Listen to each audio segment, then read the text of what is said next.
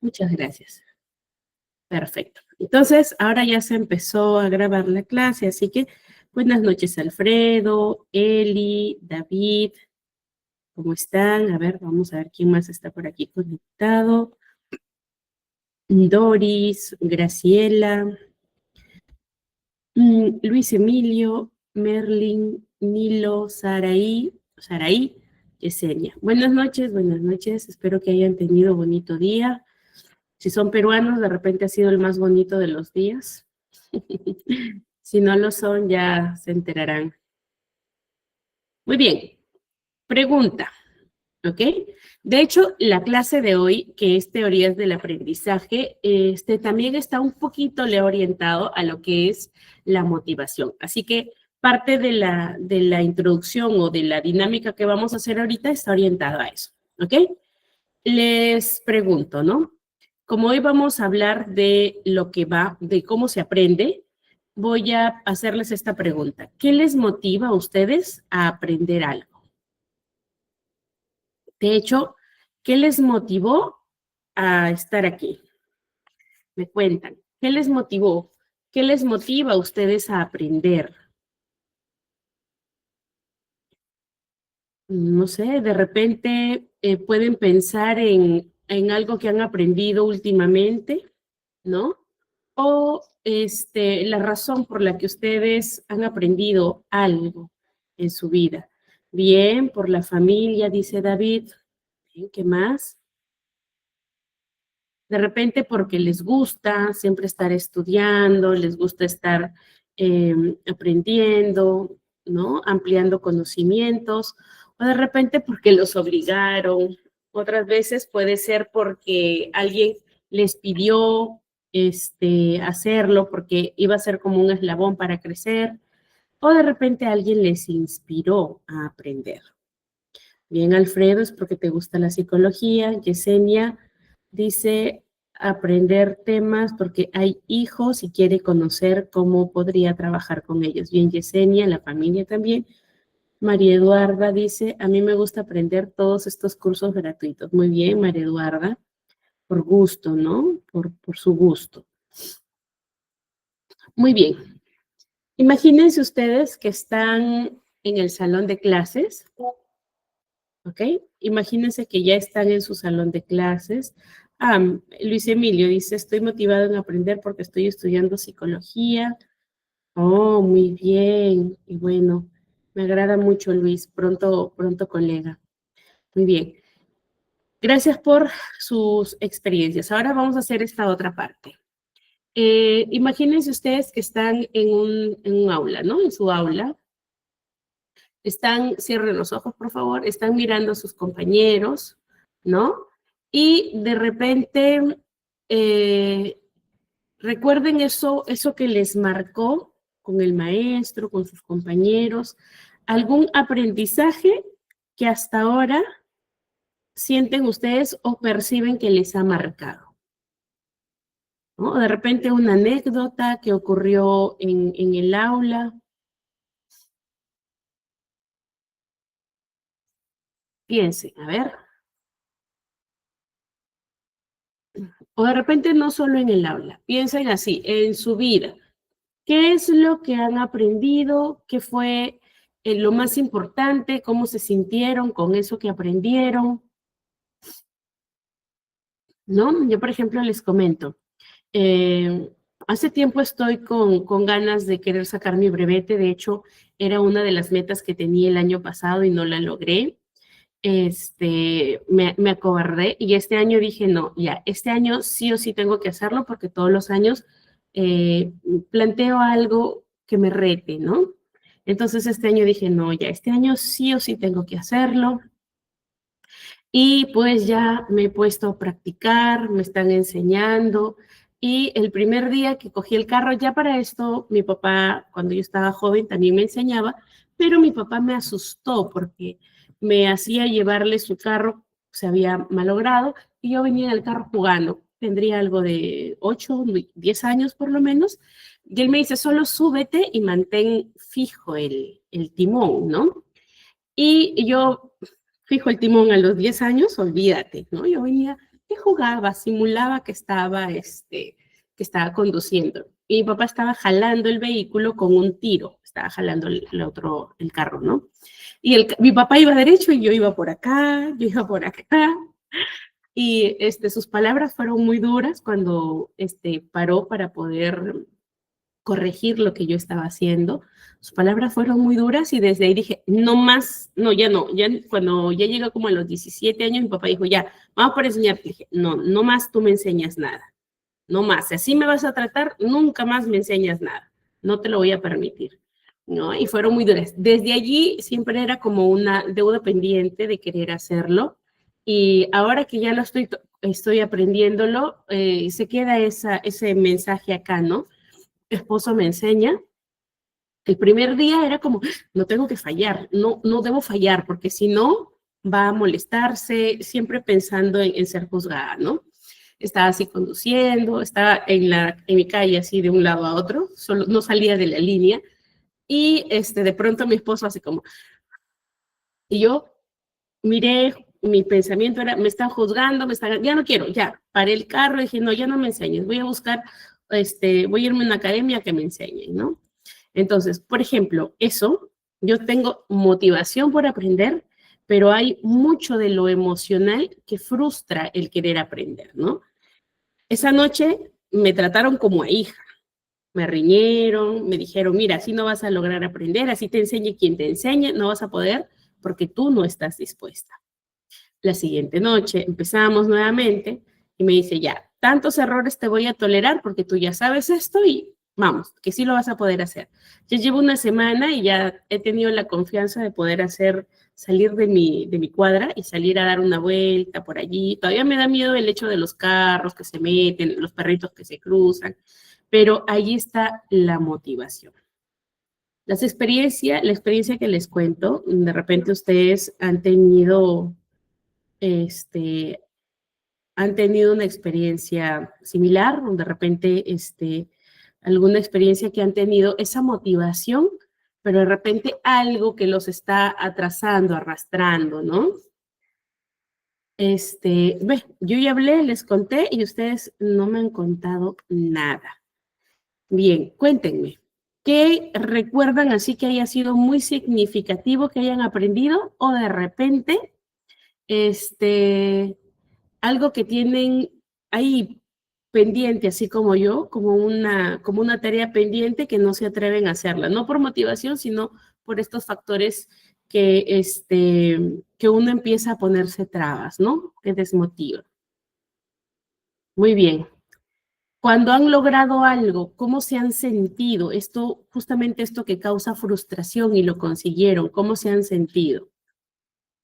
¿No? De la experiencia que yo les platico, pues ya antes de ayer, que fue mi última clase, yo ya tenía más confianza en salir y en verdad me sentía como que había saldado mi deuda, ¿no? Era como que una espinita en la carne de no coger el carro, de estar reacia a aprender y porque, bueno, la vida es más fácil, ¿no? Cuando otros hacen las cosas por ti, pero era como una deuda allí a mi capacidad, a mi logro, ¿no? Es cierto, Eli, sientes satisfacción. Y eso está relacionado con lo que nosotros vamos a ver ahora. Si bien es cierto, la clase está orientada más que todo a entender cómo se da el aprendizaje, pero hay un factor súper importante que debemos considerar, que es la motivación. ¿Ok? Todo es posible, todo es posible siempre y cuando exista la motivación. Entonces, vamos a ver las teorías de aprendizaje, vamos a ver cómo se produce el aprendizaje, pero por favor, no olviden que la motivación es importante para que el proceso de aprendizaje sea significativo. ¿Recuerdan la sesión anterior que conversábamos un poquito de la significancia de la información, de que sea bastante experiencial, ¿no? De que se utilice el contexto social, que utilicemos la parte de los recursos propios de nosotros para poder aprender, para poder hacer las cosas muy bien. En ese aspecto, en ese contexto, también necesitamos la motivación. A veces la motivación viene de afuera. En este caso, mi motivación es la reñida que me dieron de, oye, despierta, tú puedes hacerlo, ¿por qué te estás poniendo trabas? ¿Por qué te saboteas, no? Después usando conceptos de psicología, me dice, usa tu psicología. Así me decía ese día que me retaba, ¿no? Decía, sí, está bien, lo voy a intentar, voy a vencer este miedo o este enojo que tengo, ¿no? Porque era parte de allí. Y la motivación tiene que venir también de adentro. Cuando de afuera nos motivan, es bonito, pero cuando se acaban esos reforzadores, se pierde el ímpetu por aprender. Y los seres humanos, de hecho, tenemos la curiosidad que es innata y la curiosidad que nos permite aprender. Esa es la motivación que siempre buscamos mantener, ¿no? La curiosidad. Entonces, la motivación sí juega un papel importante en el proceso de aprendizaje porque es como el combustible, ¿no? Lo que impulsa a que nosotros, a que los alumnos, las personas podamos aprender, sobre todo en este contexto de lo académico, ¿ya? Así que hoy vamos a mirar un poquito cómo son estas teorías de aprendizaje, cómo vamos a aplicarlos en aula y sobre todo esta relación entre la motivación y el aprendizaje. ¿Listo? Ahora sí. ¿Cómo se define el aprendizaje? ¿Cómo se entiende el aprendizaje? Entonces, esto es el proceso por el cual nosotros vamos adquiriendo información, ¿ya? Vamos adquiriendo información. Permítanme un ratito para agrandar aquí porque ya los años no ayudan. Ya está. Muy bien. Entonces, es cómo vamos adquiriendo el conocimiento, cómo vamos desarrollando las habilidades, cómo se van asimilando los valores, ¿no? Y cómo se van puliendo estas actitudes, que todo se va a dar a través de la experiencia o a través de la instrucción práctica.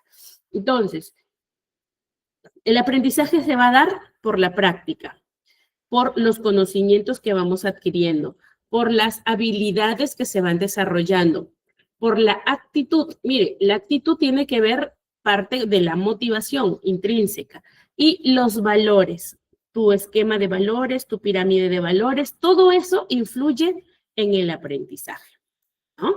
Y algo que yo siempre digo, ¿no? Cuando hago mis asesorías de dificultades de aprendizaje, es que si uno no está dispuesto a aprender, no aprende, ¿no? Y era lo que usaban conmigo hace unos días. O sea, si tú no estás dispuesta a aprender, no lo vas a lograr.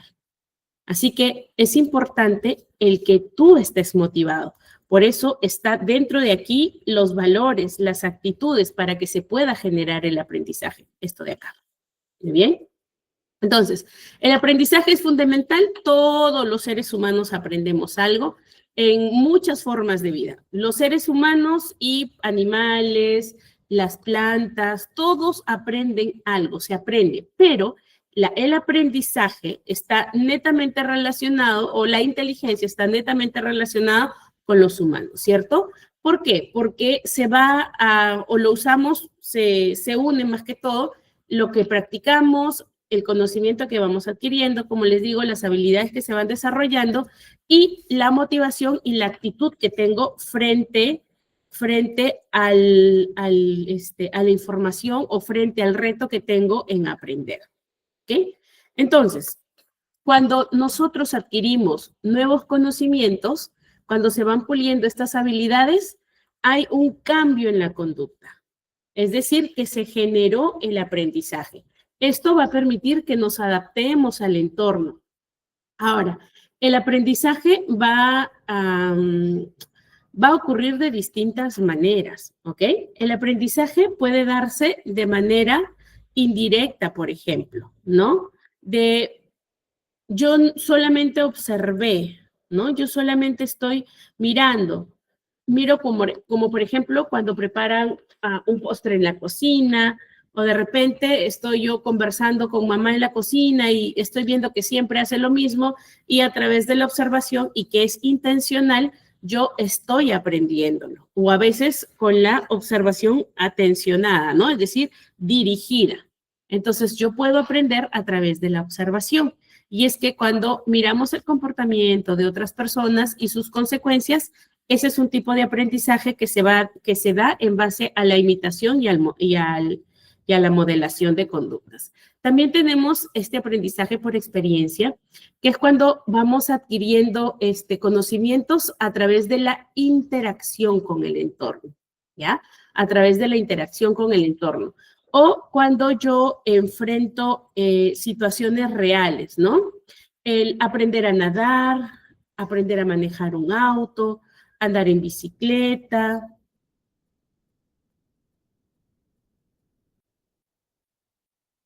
Me gustaría estudiar, sí, pero conforme uno va teniendo las posibilidades, hay algo que María Eduarda dijo, ¿no? Me gustan estos cursos, son gratis, así que los aprovecho. Yo también, por ejemplo, entro a cursos gratuitos, ¿no? Y cuando ya te dan unas charlas al inicio y después te dicen, mira, va a costar tanto y me gustó, voy por eso, ¿no? O de repente digo, oh, ahorita no tengo, junto, ahorro, hago mis arreglos económicos y digo, bueno, voy a estudiar esto. ¿Por qué? Porque cuando en realidad te agrada algo, vas por ello, ¿cierto? Esa es la motivación. Y ya lo económico uno lo consigue. Una vez que estás ahí, ya te esfuerzas, tienes un objetivo. Pero si esperas el momento perfecto, donde todo está alineado para poder estudiar, nunca llega ese momento, ¿no? Entonces, el momento en que tú tengas las ganas, lánzate. Ya la plata la vas consiguiendo en el camino, ¿ok? Lánzate, siempre tengo un colchoncito, pero lánzate. Porque a veces esperamos el momento oportuno, ¿no? Somos los postergadores, ¿no? Cuando tenga dinero, cuando tenga tiempo. Ahora, cuando tienes dinero, ya no tienes tiempo. Cuando tienes tiempo, no tienes dinero. Entonces, ¿cuándo es el momento adecuado? Por eso, es importante que nosotros vayamos exponiéndonos a lo que queremos aprender, ¿no? Hacerlo en la práctica. Me gusta la mecánica, entonces me voy metiendo, voy mirando, voy escuchando, voy leyendo, miro tutoriales. Entonces, una vez que ya llego a la parte práctica, yo ya pregunto acerca de estas curiosidades o de las de lo que he aprendido o escuchado de los problemas frecuentes, yo ya voy preguntando para cerciorarme, ¿no? Para reforzar lo que he aprendido. Entonces, este es el aprendizaje por experiencia. Y también el aprendizaje por instrucción. Entonces, a través de la enseñanza de otros o a través de tu propio aprendizaje. El leer, por ejemplo, ¿no? El que tú cojas un libro por tu autoinstrucción. Entonces, ese es el aprendizaje por instrucción, con tutoría, con guía, con personas más experimentadas o con la propia instrucción, ¿no? Con lo que tú vayas ejecutando. Por ejemplo, hace muchos años, creo que hace unos 10 años, miento, más años, estaba en la universidad y decía, siempre quise tocar un instrumento, me ha gustado la música, ¿no? Y en la escuela, mis papás no me dejaban porque decían, eso implica recursos y estamos a las justas. Entonces, pero siempre estaba allí, me escuchaba cómo cantaban, ¿no? Iba a los coros, por ahí, cuando daban algunas clases en la escuela, por ahí estaba chancona, yo en canto, ¿no? Luego descubrí que un tío hacía música. Entonces, no pagaba yo la música, pero siempre andaba por su casa cuando él estaba enseñando. Y en la universidad tuve la oportunidad de unirme al grupo de música. Entonces, dije, es ahora o nunca, ¿no? Buscaban cantantes o que dominaran instrumentos. Yo me presenté y dije, bueno, no domino instrumentos, pero aprendo rápido. Y el maestro me probó y todo, dijo, ya, entras. No sabes tocar instrumento, no, pero cantas, ya, bacán. Entonces te enseñamos a tocar instrumento. Empieza por cajón, la base. Entonces, es así. Cuando empiezas con la instrucción, yo ya llegué con base porque siempre estuve buscando de dónde aprender, no con guía directa, pero buscando de dónde aprender. Y cuando ya llegas al momento, tienes la instrucción y eso refuerza los aprendizajes. ¿Ok? Y lo otro es el aprendizaje asociativo. Rita. ¿Cuándo se da el aprendizaje asociativo? Es cuando establecemos estas conexiones entre el estímulo y entre la respuesta. Por ejemplo, entre lo que conocíamos y lo que llega ahora, ¿no? Un aprendizaje asociativo es, por ejemplo, el aprender un nuevo idioma, ¿ya? Otro ejercicio, otro tipo de aprendizaje asociativo es cuando, por ejemplo, manipulo algún objeto punzocortante y me corte. Dije, ok, esto corta y duele, ok, estoy asociando, ¿cierto? Entonces, ese es un aprendizaje asociativo. Como les decía, el aprendizaje puede ser consciente, es decir, yo me esfuerzo por aprender, como otro que es inconsciente. Yo puedo estar mirando buen tiempo algo que hace alguien y digo, oye, a ver, yo también creo que lo puedo hacer. Y aquí viene otro concepto que ya vamos a ver en un ratito, que es la autoeficacia. ¿Listo? ¿Hasta aquí vamos bien?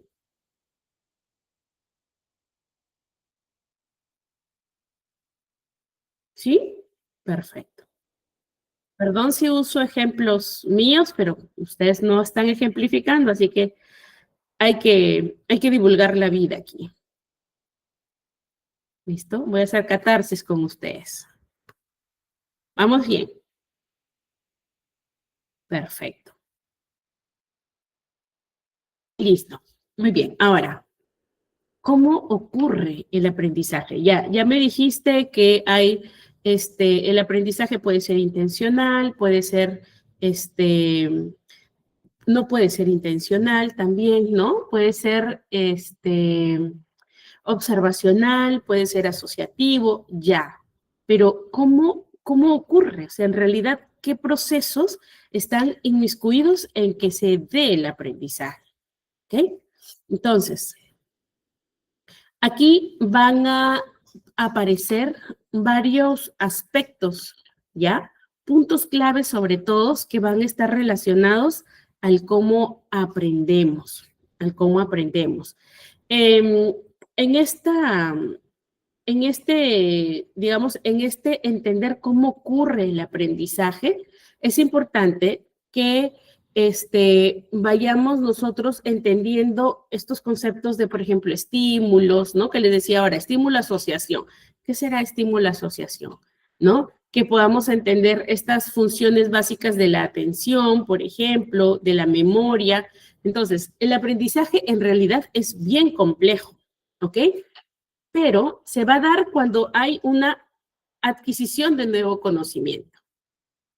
Hey, no es conocimiento, es una habilidad que se desarrolló. Esa habilidad que yo la voy demostrando es conocimiento, es aprendizaje. Que el niño empezó a comer solito, es aprendizaje. Que yo empecé a cocinar y nunca lo había hecho, es aprendizaje. ¿Ok? Entonces, todo lo que requiere un cambio de conducta o muestra una nueva habilidad o una comprensión de algo es aprendizaje. Pero este proceso va a variar según la persona y también va a variar dependiendo de la situación. Generalmente esto sigue digamos, un conjunto de etapas, ¿ya? Siguen principios, pero lo que vamos a ver ahorita es cómo en realidad ocurre el aprendizaje. Entonces, imagínense esto. Vamos a hacer como un viaje así, ¿ya? Como un serpentín, ¿listo? Primer estímulo, atención, percepción, luego codificación, memoria, recuperación, luego aplicación, refuerzo y adaptación.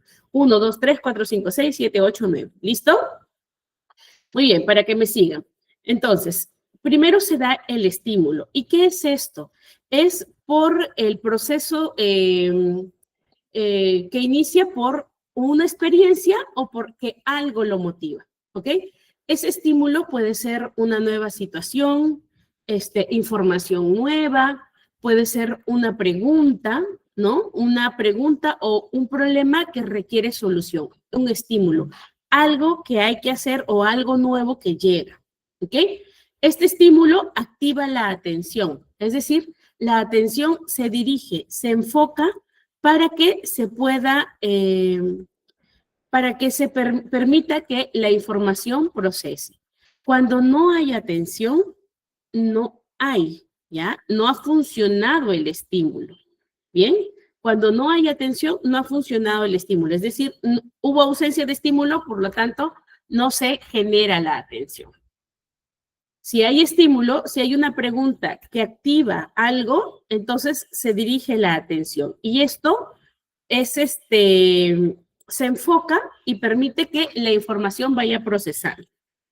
Por ejemplo, ¿alguna vez se han puesto a pensar por qué nosotros vemos las estrellas con destellitos y pensamos que las estrellas son así puntiagudas?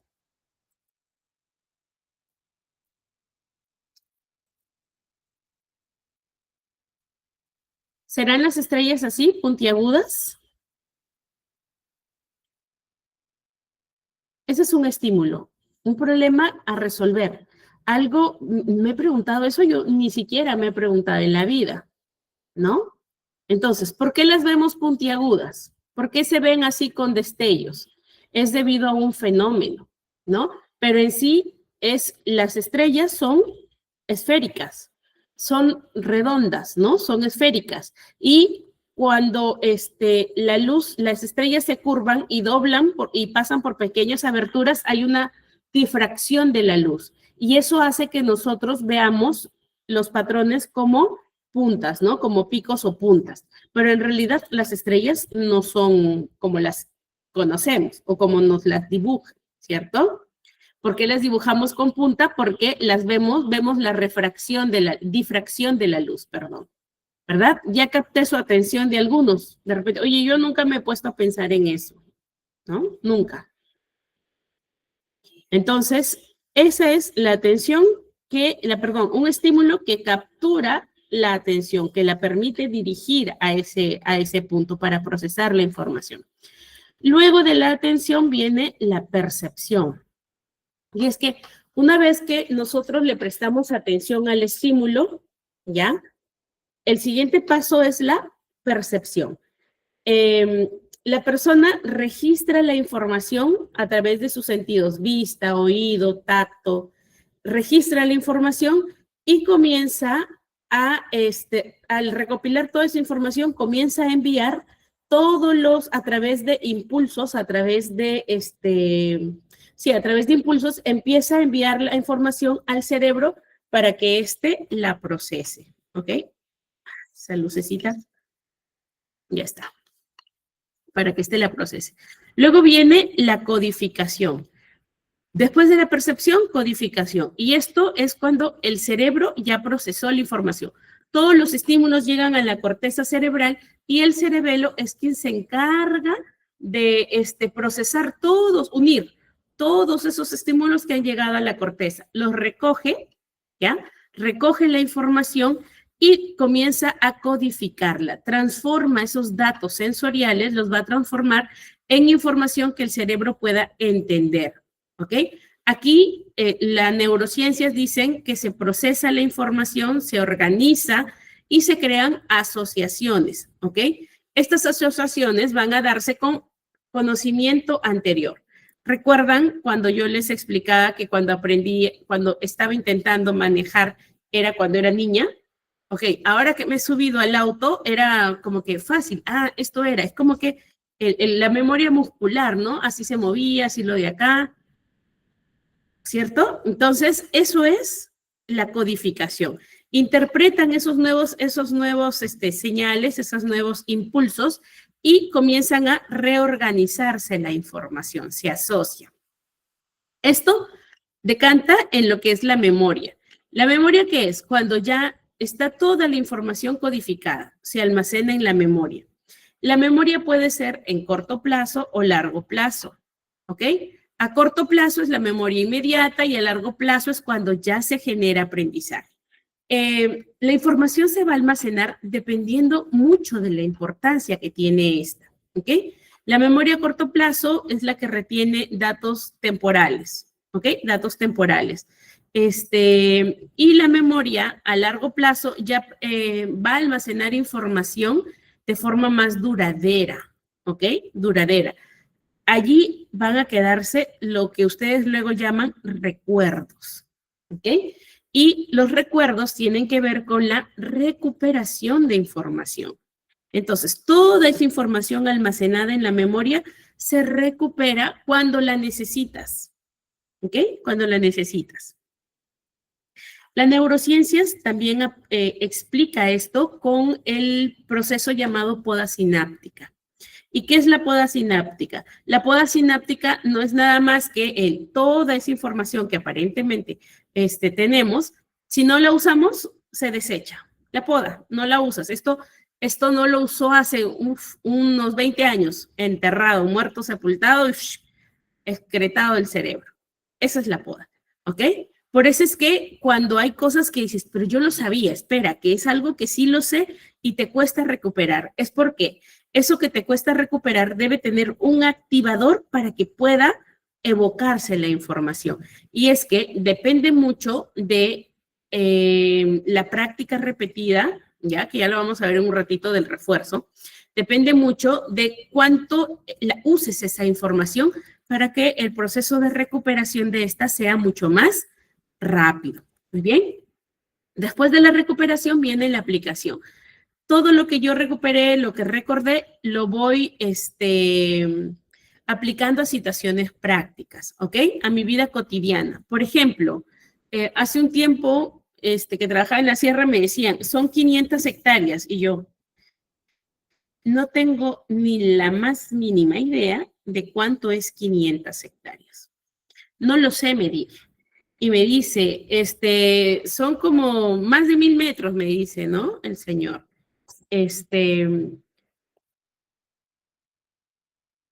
Más de 1000 metros. Y yo les digo, ya, ¿cuánto es? Pues 500 hectáreas, ¿no?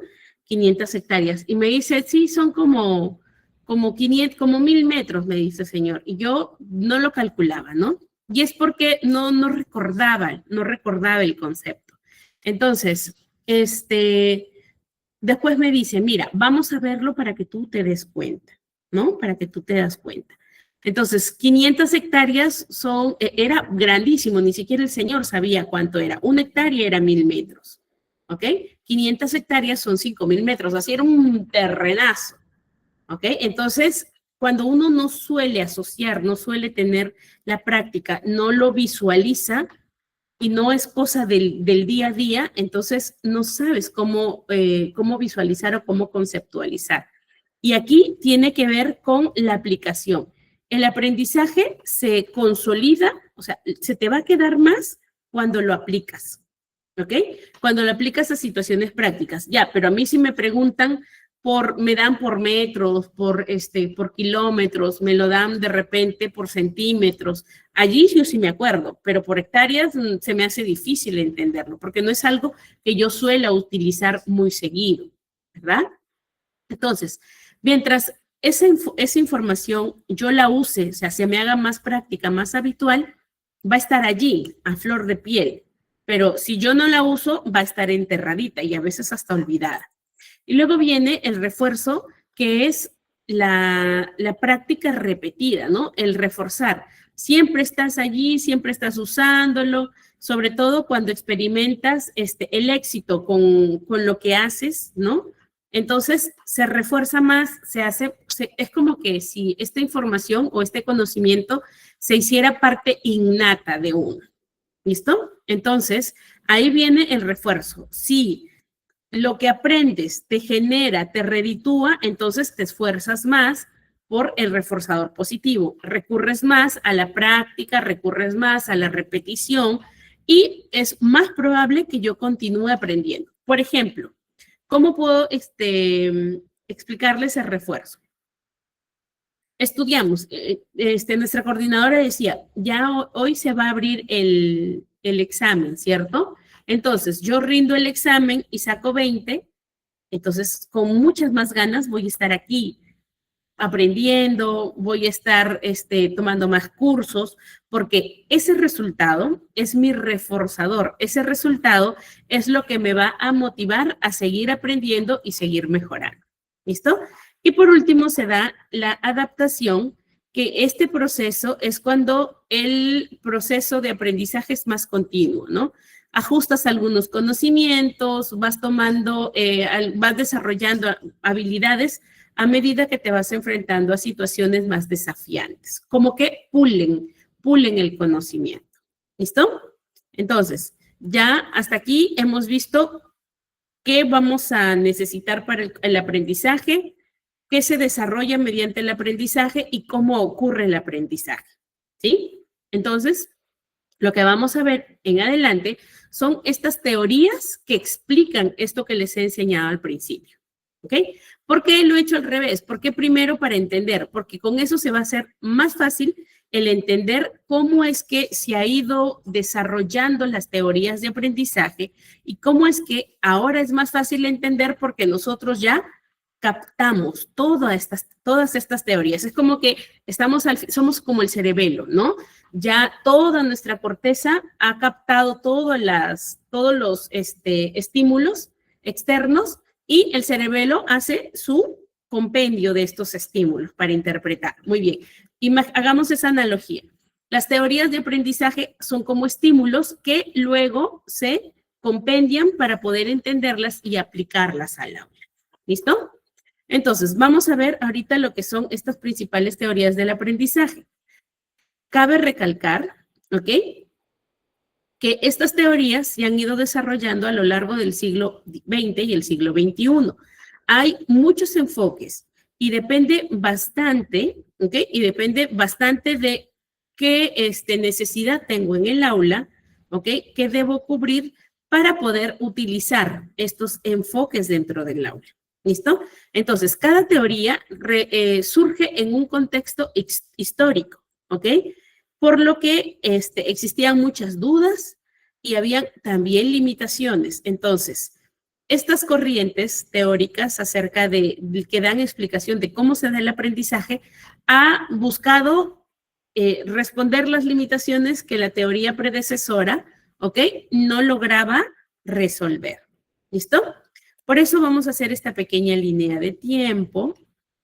Bien. En esta línea de tiempo, vamos a verlo así, ¿ok? Para el siglo XX, la psicología no era una ciencia. A inicios todavía del siglo XIX existía la psicología, pero no era una ciencia. Estaba más ligada a la filosofía, estaba ligada a la teología, ¿ok? Pero es en la década de 1950, ¿ok?, que la psicología consigue un objeto de estudio y se vuelve ciencia. Entonces, ese es el hito. En la época de 1900 a 1950 se da el conductismo que brinda el objeto de estudio a la psicología para que ésta se deslinde de la teología y la psicología y se vuelva una ciencia. De hecho, de las ciencias, la psicología es la más joven, ¿ya? Es la última, la más jovencita. Mire, 1900 para 2025, entonces, ¿cuántos añitos tiene? 125 años, ¿cierto? 125 y hasta menos. Entonces, el conductismo le da esta categoría de ciencia en base a la conducta observable, ¿ok? Entonces, aquí surgen estas teorías acerca del condicionamiento operante y del condicionamiento clásico. El condicionamiento clásico, el estímulo-respuesta, y el condicionamiento operante, que ya viene, le suma el refuerzo. Luego del conductismo, surge el cognitivismo. ¿Qué es lo que dice el cognitivismo, no? El cognitivismo dice, hey, no todo es conducta, no todo es lo que observamos, o sea, hay procesos que son internos del ser humano y esos no se pueden ver. Por lo tanto, no todo es conducta. Entonces, frente a las limitaciones del conductismo, surge el cognitivismo que incorpora procesos internos como la memoria, la atención, memoria, atención, pensamiento, el lenguaje, ¿ok? Y aquí hay un boom históricamente de la industrialización. Por lo tanto, esta corriente psicológica del cognitivismo utiliza una metáfora que es que las personas aprenden como lo hace un procesador de información, ¿no? Entonces, por eso es la analogía. Y hay muchos teóricos aquí en esta parte del cognitivismo y el constructivismo, que si se dan cuenta están allí pegaditos, ¿ok? Porque el cognitivismo decía, todo es función, todo es lo que el ser humano tiene como función, como parte de sus habilidades. Y el constructivismo, que surge allí nada más a los 10 añitos del cognitivismo, dice, no todo es ni conducta, ni todo es proceso, no es solo lo que tienen las personas, ¿ok? No es solo eso, también tiene que ver mucho el entorno, ¿ok? El entorno. Entonces, aquí aparecen estas perspectivas sociales, ¿no? Que son bastante activas, como el constructivismo de Piaget, como el socioconstructivismo de Vygotsky, ¿ya? Y ellos hablan acerca de cómo aprenden las personas. Brunner también aporta a estas teorías sobre los esquemas de aprendizaje, ¿no? Vygotsky aporta el andamiaje, la zona de desarrollo próximo. Piaget aporta mucho el desarrollo de habilidades por etapas, ¿ya? Entonces, aquí el constructivismo nos dice, los chicos, las personas, van construyendo su aprendizaje y el entorno también influye. Aquí, alternamente al constructivismo, está, perdón, en el constructivismo no está Vygotsky, ¿ya? En el constructivismo, ya, está a la par allí, están pegaditos con lo que es los aportes del aprendizaje significativo de Ausubel. Entonces, Ausubel dice, hay importancia, ¿sí? En que las habilidades que tiene la persona, pero también esta relación que va haciendo con lo que ya sabe de antes, ¿ok? Entonces, para Ausubel es muy importante estos conocimientos previos, es lo que tú traes antes de que vengas para que te enseñe, ¿listo? Entonces, estos dos conceptos o estos dos enfoques salen a la par. Y Vygotsky dice, ya entendí a dónde van ustedes, Brunner, Piaget y Ausubel. Y ahora yo consolido eso que ustedes dicen y digo, muy bien, sí, es importante la autoconstrucción del conocimiento, es importante, ¿no? El andamiaje, es decir, el apoyo que tengan de otras personas y es importante que ese aprendizaje sea significativo. Bien, vamos a hacerlo así. Vygotsky era ruso, ¿no? Y tenía bastante acogida, así que consolidó todos estos conceptos y dijo, teoría socioconstructivista, ¿ok? Basada también en lo que es el aprendizaje social de Bandura. Bandura en Estados Unidos, por ahí estaba haciendo sus investigaciones y dice Bandura, el aprendizaje social también es importante porque ellos van a aprender a través de la observación, ¿no? Importa mucho la influencia del entorno. Vygotsky coge constructivismo, coge significancia del aprendizaje, coge aprendizaje social y construye la teoría que todos conocemos, que es la socioconstructivista, ¿ok? Que el aprendizaje se refuerza por interacciones sociales, que es muy válido el aprendizaje individual, pero se refuerza con la interacción social y cultural, desarrolla o enfatiza el andamiaje que va a permitir que la zona de desarrollo próximo, que es la zona de desarrollo próximo, lo vimos la clase anterior, ¿ok? Lo vimos la clase anterior, que era esa separación entre dónde está el niño y a dónde puede llegar. Imagínense una escalera, es donde está el niño y a dónde puede llegar. Y un tercero viene y acorta esta brecha, ¿ok? Este espacio de dónde está y a dónde puede llegar se llama zona de desarrollo próximo. Entonces, Vygotsky dice, necesitamos a personas que tengan mayor conocimiento, que aporten, que enseñen para poder reducir esa brecha. Y luego el humanismo dice, ya está bien, ustedes han hablado acerca de las habilidades de las personas, el entorno, el que puedan, el que sea significativo, el que sea experiencial. Estábamos saliendo de la posguerra en ese momento, así que está el boom del humanismo. hey, miremos a las personas también, son humanas, todos tienen que aprender, ¿no? Entonces, viene el humanismo e integra a la persona. Ya no es solo habilidades, ya no es solo conducta, ya no es solo entorno, lo hace uno solo y dice, la persona es integral. Ahí acuña, ¿ya? Acuña los conceptos de la teoría de la motivación. Por ejemplo, Maslow es quien aporta bastante la teoría de la motivación y dice, es importante la motivación, es importante el clima afectivo, es importante que todo esto estimule el aprendizaje por experiencia, porque esto los va a llevar a la autorrealización. Esa autorrealización es de lo que hablaba Ausubel, por ejemplo, ¿no? Que te guste, que te expongas, que melle en ti para que pueda generar aprendizaje. Y ahí viene lo que dice Maslow acerca de la autorrealización. Entonces, así se van dando las corrientes y lo que vamos a ver ahorita, ¿ya?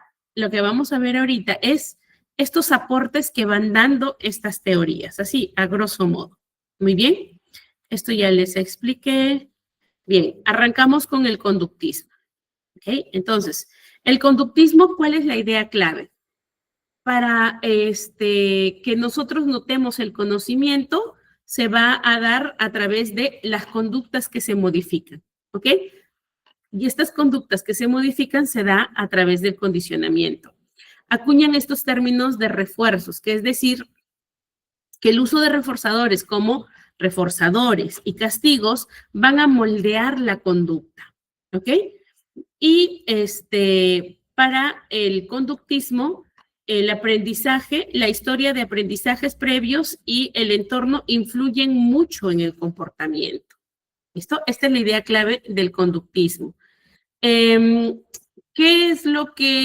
críticas tiene esta corriente? Por lo que sale el cognitivismo es que simplifica mucho el aprendizaje, lo minimiza a conductas nada más, ¿ya? Da poco énfasis a lo cognitivo, cosa que no es tan cierta, pero no voy a entrar a detalles. Porque el conductismo sí toma en cuenta los procesos internos o los procesos cognitivos, pero los ve como conductas también. Por ejemplo, el pensamiento, ¿no? Lo ve como un proceso interno que se va a ver manifiesto cuando ejecuta algo a través de ese pensamiento, pero el pensamiento en sí es una conducta, ¿ya? Pero el cognitivismo dice, no, el pensamiento, la memoria, la atención, el lenguaje son procesos cognitivos, son habilidades, ¿listo? Y otra de las críticas que recibe el conductismo es que solo se centra en la obediencia, en los resultados inmediatos, cosa que no es tan cierta, pero bueno, así venden al conductismo y el cognitivismo sustenta, ¿ok? Sustenta su teoría. Y se habrán dado cuenta que defiendo mucho al conductismo, ¿cierto? Soy conductista, así que por eso ahí lo chanco al cognitivismo. Muy bien. Otra de las teorías que surge es el cognitivismo, ¿no? Y que ¿qué les digo del cognitivismo? Ya, que se enfoca, por ejemplo, en estos procesos internos como la atención, la memoria, la resolución de problemas, el pensamiento y la metacognición, ¿ya? Se enfoca netamente a los procesos mentales internos, ¿ok? Que les mencioné hace un ratito, y entiende el procesamiento de información, ¿ok? Como algo activo, ¿ya? Como algo activo. ¿Cuáles son los aportes en sí del cognitivismo? Y es que busca que el aprender o relaciona que el aprender con el memorizar, ¿ok? Relaciona el aprender con el memorizar. Los otros aportes que tiene el cognitivismo, ¿ya? El cognitivismo tiene que ver con... Ay, perdón.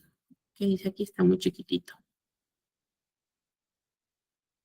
Ya, tiene que ver con el cómo se organiza la información, ¿ya?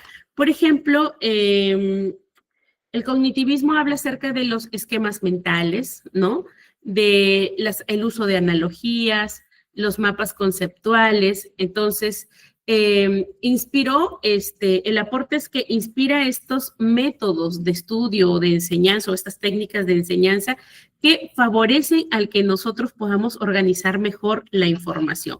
Por ejemplo, este cuadrito que ustedes ven tiene que ver con el cognitivismo. ¿Por qué? Porque está organizada la información a manera de que ustedes la reciban mucho más ordenada, ¿no? Entonces, los esquemas, los mapas conceptuales, ¿ok? Los árboles. Entonces, eso hace que la información sea más fácil de digerir. Entonces, otro de los aportes que tiene el cognitivismo es que mejor que memorizar es comprender. ¿Ok? Aquí viene el aprendizaje significativo, que tenga intención.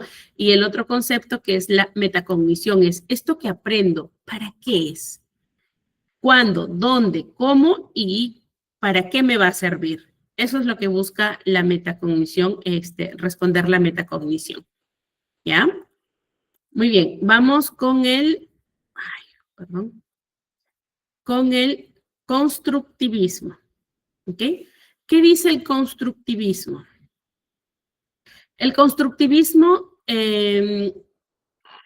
plantea, ¿ok? Que las personas, nosotros, vamos construyendo activamente nuestro propio conocimiento. Y también la comprensión se va dando a través de la experiencia que yo tenga, ¿ok? Entonces, mientras yo más interacción, lazos, use la información, mejor va a ser el procesamiento, ¿no? Mejor va a ser la comprensión de la información. Y si esto que aprendo, yo entiendo dónde debo usarlo, entonces, ¿qué pasó? Ah, ya. Entonces, esto va a fortalecer o enriquecer la experiencia. Entonces, ¿cuál es la idea clave que tiene el conductismo? Es que nunca, nunca por nunca, el conocimiento es pasivo, ¿ya? Entonces, siempre va a estar en interacción, en interacción. Se elabora a través de la mente del que aprende, de la mente del aprendiz, ¿no? Por ejemplo, ustedes se han fijado en los bebés, en los niños, cuando ven un tinajito de agua y comienzan a tirar sus juguetes, ¿cierto? Comienzan a tirar sus juguetes. ¿Y qué ven con los juguetes? Que algunos se hunden, otros flotan. Entonces empieza a tirar más juegos, más cositas para ver por qué unas se hunden y por qué otras flotan. A este es el constructivismo.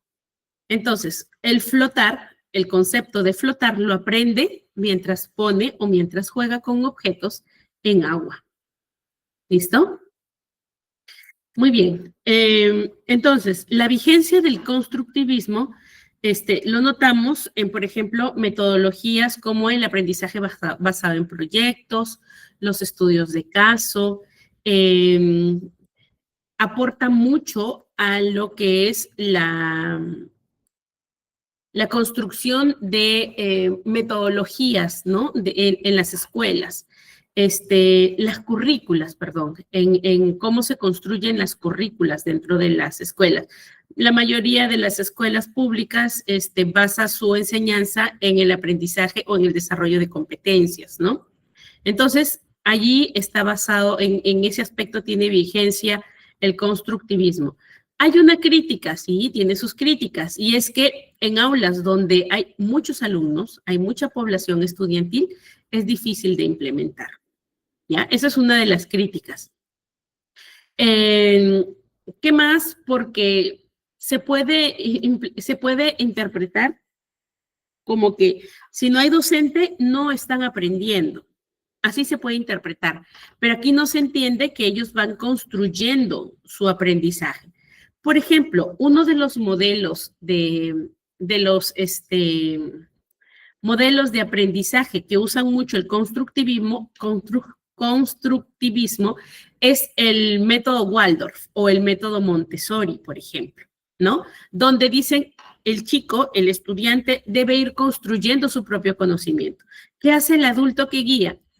Adecúa el ambiente, dirige en primera instancia qué es lo que van a aprender, es decir, va colocando el material, según Montessori, ¿no? Va colocando el material que requieren para desarrollar esa habilidad. O sea, dirigen el aprendizaje, pero no interrumpen. Ellos van a ir trabajando a través de la exploración. Solo cuando el estudiante requiere guía, el maestro está allí.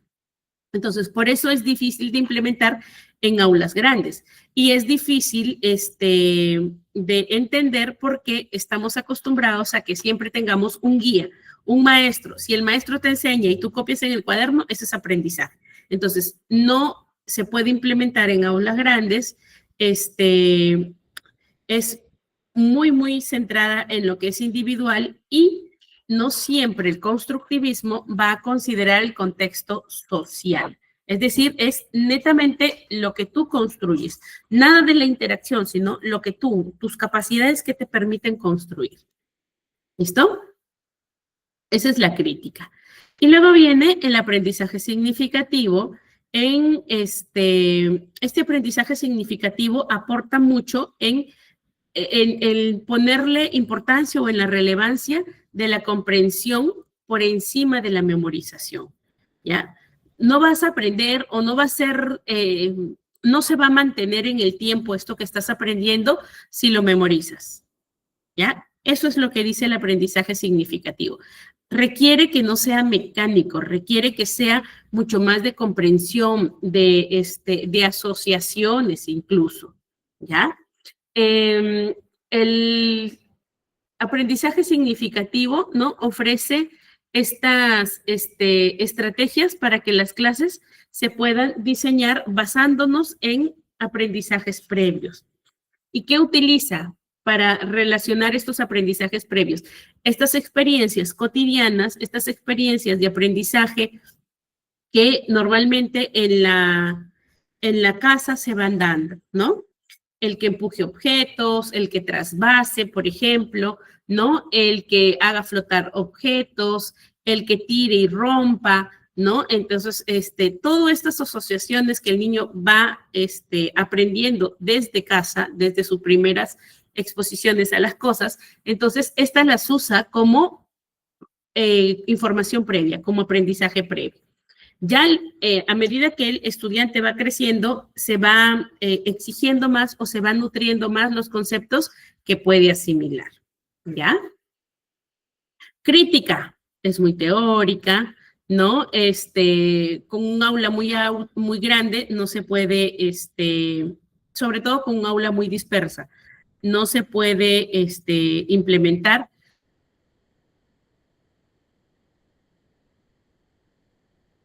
aprendizaje, por ahí conductuales, como estamos ahora, ¿no?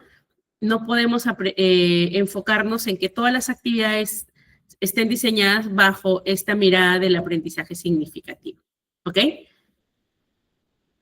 Muy bien, pero para clases virtuales se usa mucho, ¿ok? Porque lo que buscamos es conectar con el interlocutor, conectar con esa persona que no ves, así que se utiliza mucho este aprendizaje significativo para poder brindar una experiencia que sea mucho más atractiva. ¿Listo? Luego tenemos el aprendizaje social.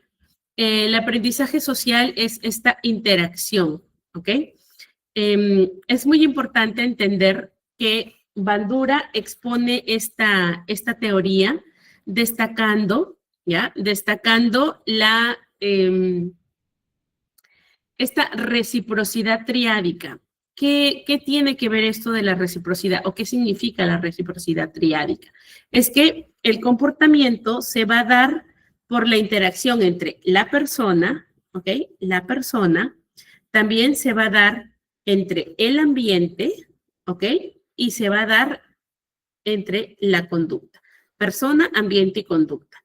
Esa es la reciprocidad triádica. Y en esta teoría del aprendizaje social se habla mucho o se considera mucho lo que es la motivación y la autoeficacia. Es estas expectativas que tú tienes de algo. La autoeficacia es lo que tú consideras que sí puedes lograr, es decir, tú ves a alguien que lo ha logrado y dices, hey, si ella puede, ¿por qué yo no? hoy me pasó, ¿no? Cuando regresaba del trabajo a casa, en el micro que venía, la que conducía era una mujer. Y me pareció muy extraño, ¿no? Que una mujer conduzca un autobús grande. Y como yo estoy en pleno aprendizaje de la conducción, como les platicaba, yo decía, hey, si ella puede, yo estoy luchando con manejar un carro chiquitito y mira, ella está manejando un bus, ¿no? Entonces, ahí está, la autoeficacia, esas experiencias influyen en tu aprendizaje.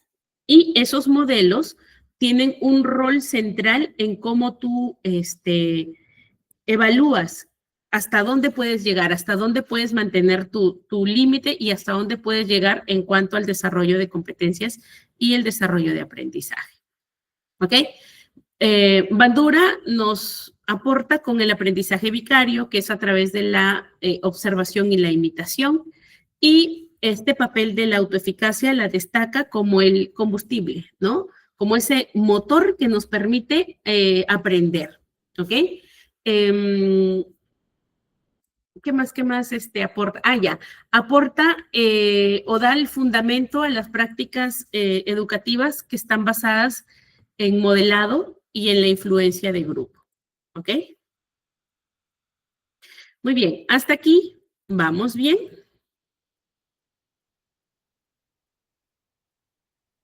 ¿Sí? ¿Vamos bien?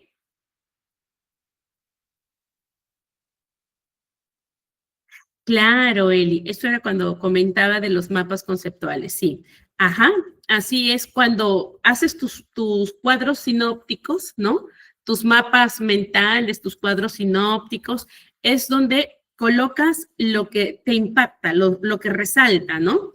Entonces, si yo a ustedes les doy un texto para que entiendan qué significa el constructivismo, va a ser un poco tedioso. Entonces, el hacer un resumen, un mapa de estos aportes, de la parte importante, hace que sea mucho más digerible la información. Y si esto lo relacionamos con experiencias, pues se vuelve significativo, ¿no? Y de repente ustedes no se acuerden del concepto, pero se acuerdan de la experiencia. Y allí comienza a evocar o se comienza a evocar la información. ¿Bien? ¿Hasta aquí vamos bien?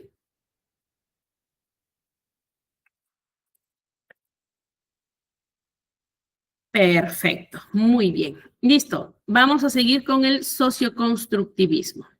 Muy bien, el socioconstructivismo nos habla acerca nos habla acerca de cómo se va a dar el aprendizaje a través de la interacción social y sobre todo dentro de un contexto cultural, ¿ya?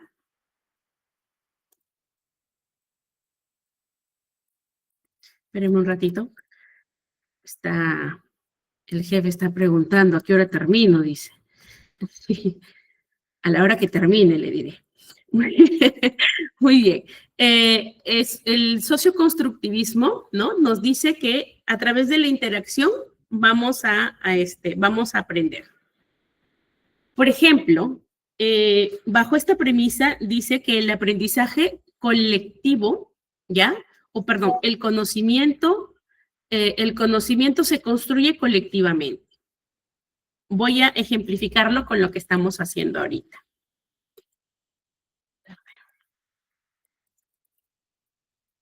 Voy a ejemplificarlo con lo que estamos haciendo ahorita. Por ejemplo, de lo que venimos conversando, ¿no? De lo que yo les vengo explicando, de las interacciones que ustedes tienen, por ahí de las experiencias, vamos nosotros construyendo un propio aprendizaje y sobre todo, miren, hay algo aquí que no les he explicado que va ocurriendo. De repente ustedes ya han estudiado un poco esto o han escuchado de esto y se quedan con algo que yo les comente, ustedes se quedan pensando, será esto, ¿no?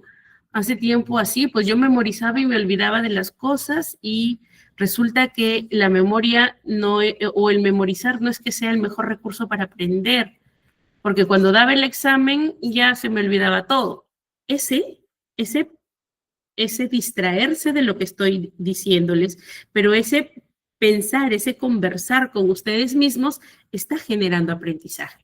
¿Qué es lo que están haciendo allí? Construyendo un nuevo aprendizaje, es decir, utilizan sus experiencias, lo significativo, con la información nueva que está llegándoles y comienzan a construir algo nuevo. ¿Listo? Entonces, el socioconstructivismo tiene que ver más que todo con la guía o cómo vas a ir cubriendo, cómo vas a ir aprendiendo, acortando esta zona de desarrollo próximo a través de la interacción con los otros y sobre todo a través de la guía o instrucción con personas que tengan un poquitín más de experiencia que tú. ¿Listo?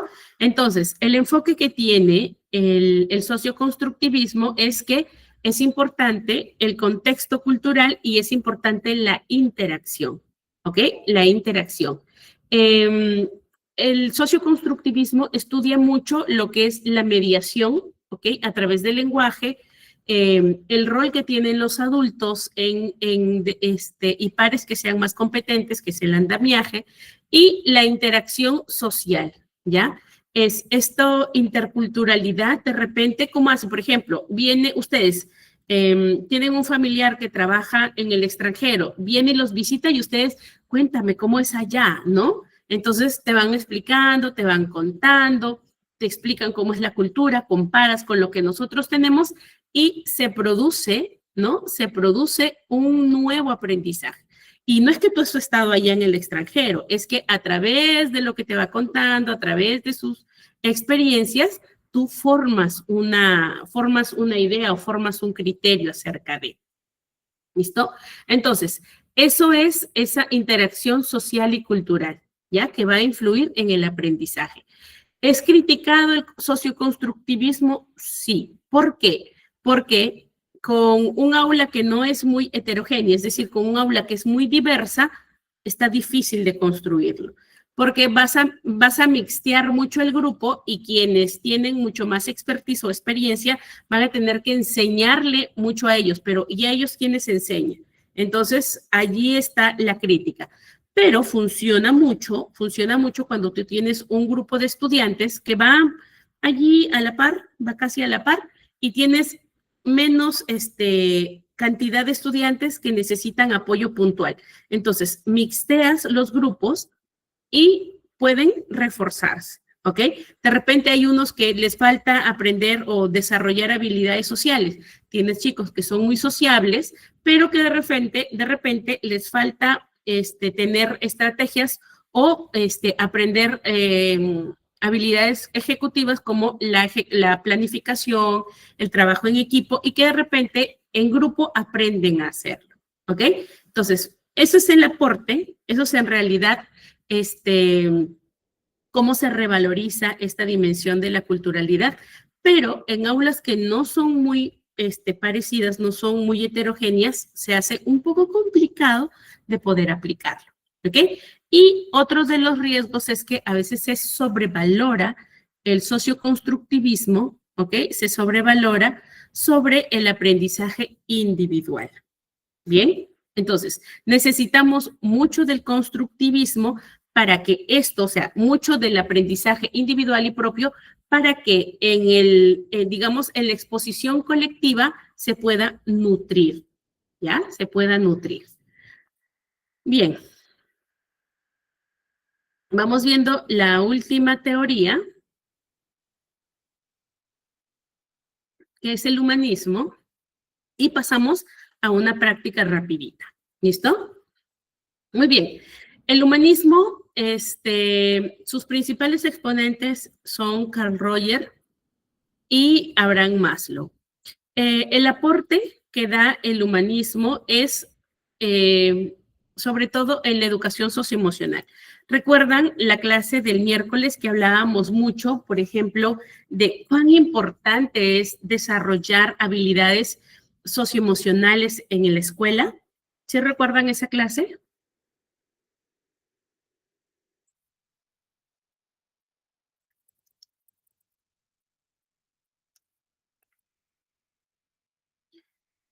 ¿Recuerdan o no recuerdan? ¿Estuvieron o no estuvieron en la clase?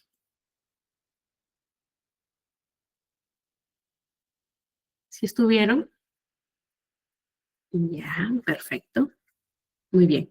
Entonces, eh, Aquí los aportes, o digamos así que lo puntual que tiene esta teoría socioemocional, perdón, la teoría humanista o la corriente humanista, es que resalta mucho lo socioemocional. Veíamos el aporte del socioconstructivismo, ¿no? Es decir, mientras interactúe con los demás, yo aprendo, me voy rozando con gente que sabe más, aprendo, ¿no? Enseño, pero para eso necesito la parte de desarrollo de las habilidades, perdón, que me permitan, ¿ya? Que me permitan interactuar con los otros. Yo puedo tener muchísimo conocimiento, pero si de repente soy una persona que no permito el acercamiento con otras o me enojo rápidamente cuando me preguntan, entonces no voy a poder ser andamiaje para otros, ¿ok? Por eso es importante, según los aportes del humanismo, es el promover la educación socioemocional, es decir, el desarrollar habilidades socioemocionales, ¿no? Aquí este enfoque resalta mucho esa relación que se va a armar entre el docente-alumno, ¿no? Esta relación de cercanía.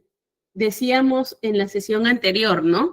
No puedo solamente enseñar y punto, no me vinculo, Rita, y no me vinculo con ellos. Es importante que haya este vínculo, ¿no? Creo que Alfredo nos comentaba acerca de su experiencia como docente de educación religiosa, ¿no? Y decía, es importante que vinculemos con los estudiantes, ¿no? Que nosotros estemos también al 100, decía Alfredo, ¿no?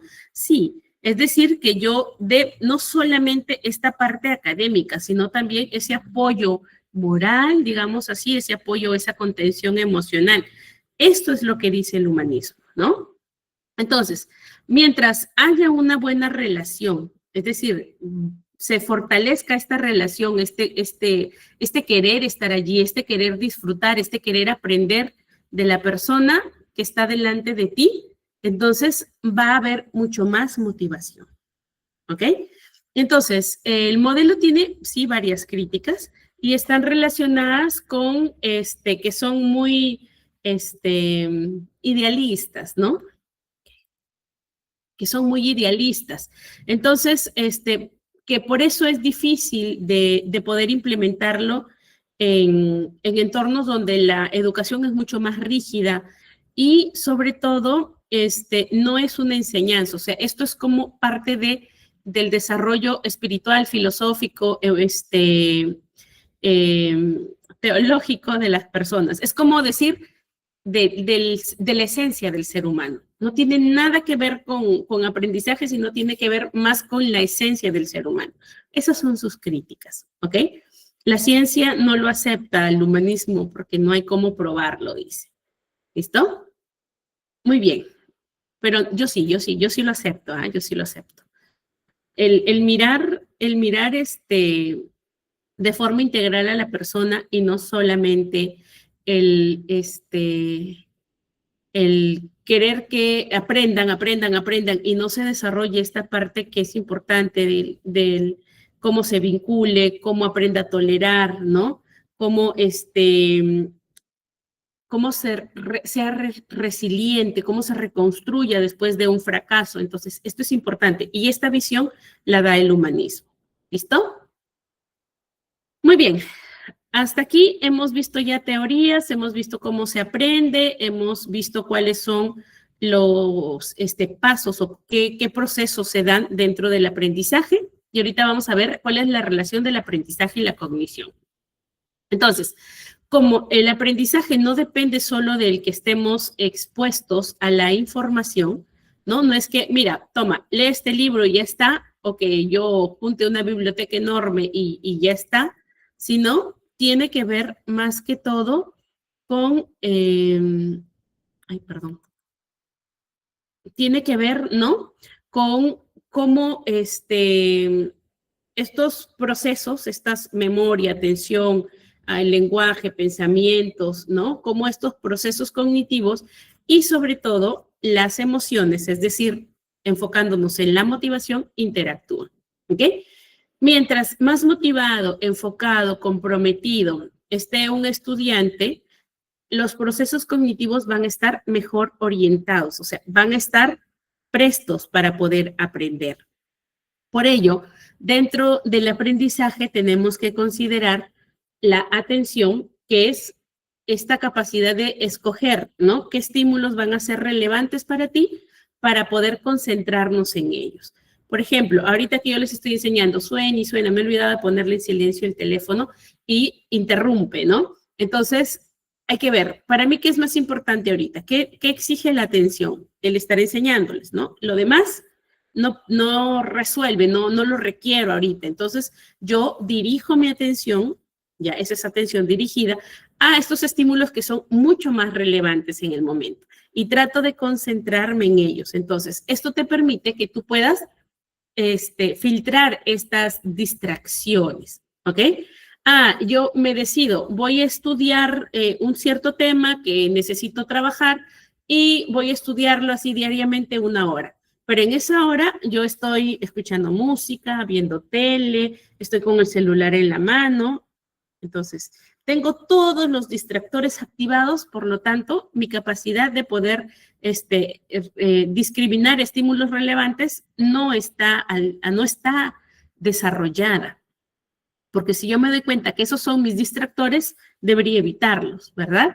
Entonces, la atención es, tú discriminas cuáles son tus estímulos relevantes, identificas esos estímulos relevantes y te enfocas en ellos. Viene la memoria, que es cómo codificas, cómo clasificas, cómo almacenas y cómo recuperas la información.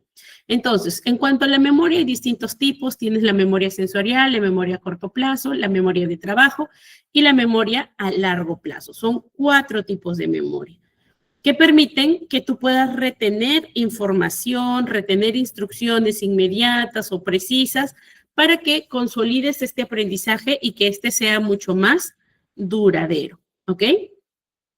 Por ejemplo, cuando resuelves una operación de división, supongamos, ¿no? El que recuerdes cómo se debe hacer cómo son los pasos para resolver ese problema matemático y aplicarlo en nuevas situaciones, como por ejemplo, que la tengas que aplicar para hallar el área de un triángulo, ¿no? Tienes que aplicar multiplicación y división. Entonces, el que recuerdes esos pasos implica que tú estás recuperando información, ¿ya? Estás recuperando información. Muy bien. Entonces, me estaba olvidando algo de decirles de la atención. Ya. En la atención, ¿ya? En la atención, me vuelvo un ratito que me estaba olvidando de platicarles de esto.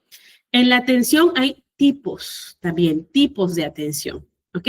Recuerden, la atención es como un filtrito, pongámosle así esta metáfora para entender, esta analogía. Es un filtro, por lo tanto, el filtro va a permitir, si es mucho más tupidito, ¿no? Va a permitir que de repente pase mucho más líquido y las cosas que son más sedimentosas se queden, ¿cierto? Entonces, la atención es así. Imagínense ustedes que es como un filtro que va a permitir que cierta información no pase. Por eso, hay tipos de atención. Tenemos la atención sostenida, atención selectiva, la atención dividida y la atención alternante. La atención sostenida es cuando tú te enfocas. Por ejemplo, yo para estudiar utilizo Pomodoro, ¿no? La técnica de Pomodoro. En Pomodoro yo 25 minutos me enfoco y 5 minutos descanso. Entonces, por 25 minutos yo me puedo abstraer de todo el entorno, ¿listo? Y me enfoco en lo que estoy haciendo. Esa es la atención sostenida. Mantienes el foco en algo por un tiempo, ¿no? Por un tiempo. La atención selectiva es cuando yo me enfoco en un estímulo entre varios. Por ejemplo, mi perrita está ladrando, están tocando la puerta, por ahí hay otro ruido lejano, pero yo estoy aquí. Hay muchos distractores en el entorno, pero yo estoy aquí seleccionando, ¿ya? ¿En qué enfoque, en qué estímulo me voy a enfocar?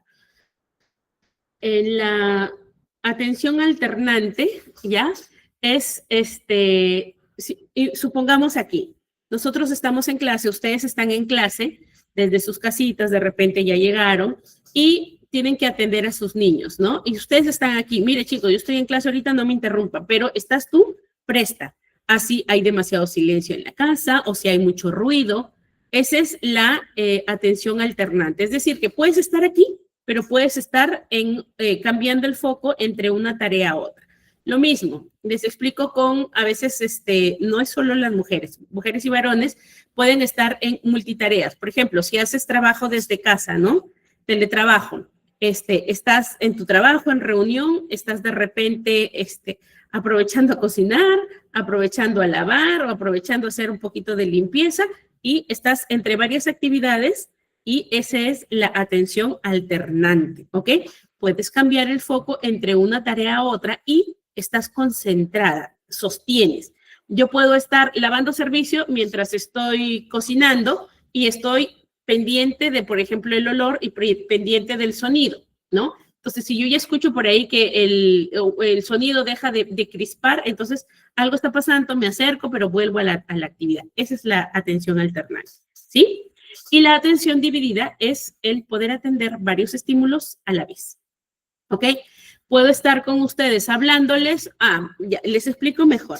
La atención dividida es, por ejemplo, cuando tocas un instrumento, ¿no? Estás tocando, pero estás cantando. Esa es atención dividida, ¿ok? Puedes estar atendiendo dos estímulos a la vez. Entonces, si no hay atención, ¿ok?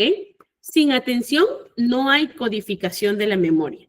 Por lo tanto, no hay aprendizaje. No presté atención, no hay aprendizaje. No se activa la memoria. Y esto está relacionado con la motivación, ¿ya? Que esta motivación es esta energía interna que está orientada a que nosotros podamos prestar atención a un objetivo. ¿Listo? Por ejemplo, un alumno en el aula debe prestarle atención a lo que la maestra está diciendo, pero de repente por ahí un amigo está que le escribe, que le codea, ¿no? Y está, oye, silencio para prestar atención, ¿no? Entonces, este ruido o esta capacidad de poder decir, hey, me interesa más mi clase, no me distraigas, ¿no? Es la motivación, es el interés que tú le prestas a algo. Me gustó el tema que la maestra dijo y han quedado ciertas dudas, pero voy a investigarlas por mi cuenta, ¿no? Investigo más allá de la clase para poder entender con profundidad. O de repente me distrajo mi amiguito y me quedé con algo ahí, no entendí muy bien. Busco algo relacionado a eso que no entendí para poder entenderlo mejor. Esa es la motivación y eso es lo que se busca para poder producir aprendizaje. Sin motivación no se genera la atención y sin atención no hay memoria, ¿ya? Y la emoción tiene que ver con cómo hacemos que esto que es, digamos así, disposición, ¿no? La disposición. Yo estoy enojado, no me caes, es más, ese profesor no me cae, ¿no? No me cae para nada y me toca clase con él. Desde ya me predispongo y no aprendo, simplemente porque no me cae, ¿no?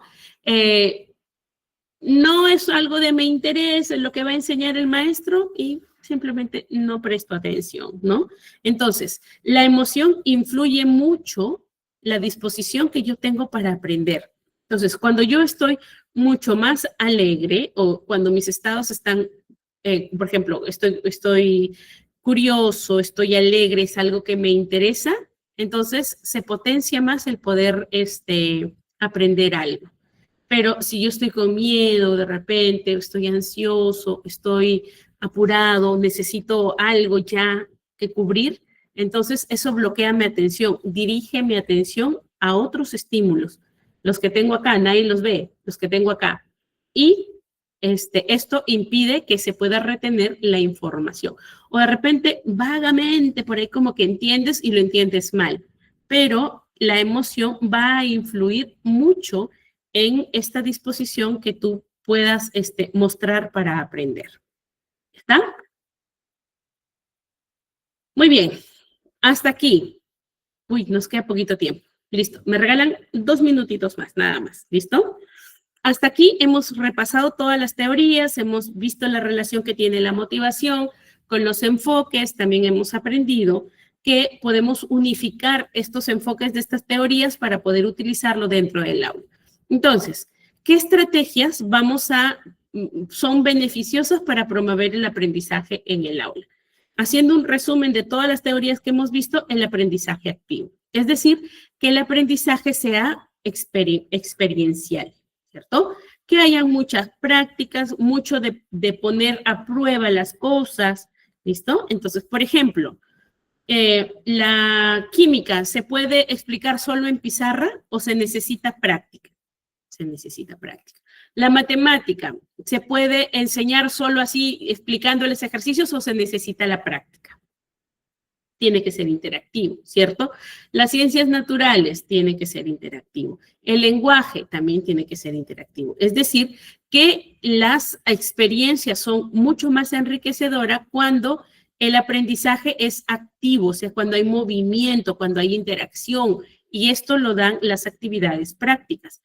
¿Cómo yo estimulo cognitivamente? Y es con estas preguntas que puedan desafiar el pensamiento, que te lleven a resolución de problemas, ¿no? ¿Por qué nosotros vemos el cielo azul? ¿No? ¿Por qué cuando cortan el gras huele a verde? Uno lo relaciona a verde, ¿no? ¿Cómo se siembran los plátanos, ¿no? ¿Qué fue primero, el huevo o la gallina? No sé, preguntas que logren abrir el pensamiento, preguntas que desafíen a los niños, ¿no? Por ejemplo, ¿no? A ver, ¿qué otra cosa curiosa? No sé, ¿se acuerdan la primera clase que les puse lo de los fósforos? ¿No? Cosas que hagan que nosotros los estimulemos. Hay otras estrategias, por ejemplo, el de los juegos de estimulación cognitiva, ¿no? Por ejemplo, a mí me gusta utilizar mucho estos juegos, ¿no? Estimulación cognitiva. A los chicos yo los pongo a hacer esto y no puedo, ¿no? Difícil, muy difícil. Les digo, vamos, inténtenlo, uno, hasta que le sale y dice, sí, ya me salió, sí pude, ¿no? Yo les digo, claro que sí se puede, pero si nosotros no lo intentamos, ¿no? No lo logramos. Entonces, estimulación cognitiva, en la que tú le ayudes al chico al estudiante a poder desafiarse a sí mismo, intentarlo. El uso de la metacognición es también otra de las estrategias que nos va a permitir reflexionar sobre esto que hemos pensado. Ahorita, por ejemplo, yo les hacía un resumen de todo lo que hemos estudiado hoy y cómo lo hemos consolidado en estrategias para que promovamos el aula. Esto es algo de metacognición, ¿no? ¿Cómo hago? Todo esto, ¿para qué me va a servir? Ah, muy bien. Para hacer más prácticas las clases o de repente para hacer más interactivo el aprender. Yo le quiero enseñar a dividir a mi hijito, pero no aprende ese concepto. Ok, utiliza vasitos, utiliza pompones, utiliza palitos, utiliza, no sé, fideos para hablar de divisiones. Busca material que sea práctico, que sea interactivo. Y ahí le enseñas a dividir. Necesito enseñarle a multiplicar fichas, base a 10, bloques, fracciones, material interactivo para poder enseñarle. Una vez que comprenden el concepto, ya lo lanzas sin material interactivo, ¿no? Eso ayuda, por ejemplo, a estas actividades tecnológicas o herramientas tecnológicas, ¿no? De repente por ejemplo, hay una de mis pacientitas que me dice que sus hijitos los ha puesto en esto de Smartick, algo así, que es un juegos interactivos a través de para aprender matemáticas y la niña le ha ido mejor porque por ahí que estaba con dificultades de aprendizaje, ¿no? Netamente sus limitaciones estaban en procesar operaciones básicas, ¿no? Que sí las entendía en cosas del día a día, tangibles, de moneda sobre todo, las entendía, pero cuando eran de números no las comprendía, ¿no? Entonces, la tecnología ayuda también a enriquecer el aprendizaje. El hacer las adaptaciones curriculares es importante. Creo que una de las clases les hablaba del DUA, por ejemplo, pero estas adaptaciones curriculares tienen que ver con de repente con el subir subir la exigencia o disminuir la exigencia para poder atender todas las necesidades que pueda tener dentro del aula, de acuerdo a los niveles, de acuerdo al desarrollo que tiene cada uno de mis estudiantes. En la primera clase les enseñé, es importante entender, analizar cómo aprende tu estudiante y de acuerdo a eso, tú vas a ver cuál es el desarrollo de ese estudiante, ¿ya? Para poder enseñarle acerca de modelado y enseñanza explícita, tengo que mostrarle a través de ejemplos, ¿no? También a través de los problemas, del resolución de problemas, a través también del razonamiento lógico, por ejemplo, ¿no? Es llevar a hacerlos pensar. En el modelado hay que buscar, ¿no? El docente tiene que mostrar ejemplos que promuevan el pensamiento crítico, ¿ya? Para que los estudiantes puedan observar, puedan comprender estas estrategias cognitivas, ¿ya? Efectivas sobre todo. Y en la evaluación formativa tiene que ver con cómo voy monitoreando el progreso de mis estudiantes, no solo con exámenes, ¿no? Sino también con la responsabilidad que se va enseñando diariamente al dejarles tareas para la casa, ¿no? La práctica que se pide con esto, ¿no? La comprensión de los temas, entonces, la retroalimentación que podemos hacer o repasos que se puede hacer dentro del aula. Entonces, la evaluación formativa no solamente tiene que ver con la rúbrica o el examen en el que tienen que rendir, sino con la constancia en cuanto al proceso de aprendizaje. Muy bien, entonces, en resumen, lo que hemos visto hoy tiene que ver con cómo comprendemos estas teorías y cómo llevamos estas estrategias que nos brindan, estos aportes y esto en que es bueno para utilizarlo dentro del aula para promover un crecimiento cognitivo, para promover este aprendizaje dentro de nuestras aulas. No estoy en aula, yo enseño a otro tipo de estudiantes, perfecto, donde tú enseñes, ¿ok? Pero sobre todo que podamos entender estos conceptos para poder cubrir estas necesidades y también para poder atender estas diferencias individuales que vamos a encontrar dentro de aula. Muy bien, hasta aquí espero que les haya agradado la clase, que hayan sacado provecho y que ya estén listos para rendir su examen. ¿Sí? ¿Están listos? Perfecto. Muy bien. Entonces, gracias por esos minutitos adicionales que me han dado. Por favor, no se vayan. Vamos a quedarnos con nuestra coordinadora unos minutitos más para que ella nos pueda dar alcances para poder rendir el examen. Está fácil, ¿ah? Está fácil. Así que háganlo y nos estamos listos pero nerviosos. No podemos vencer nada si no lo enfrentamos. Así que, adelante, háganlo nomás, ¿ya? Y nos estamos encontrando, Dios mediante, el día lunes para nuestra cuarta sesión, ¿sí? Cuídense, cuídense mucho, que tengan bonito fin de semana y tómense tiempo para ustedes y también disfruten en familia. Cuídense, hasta luego.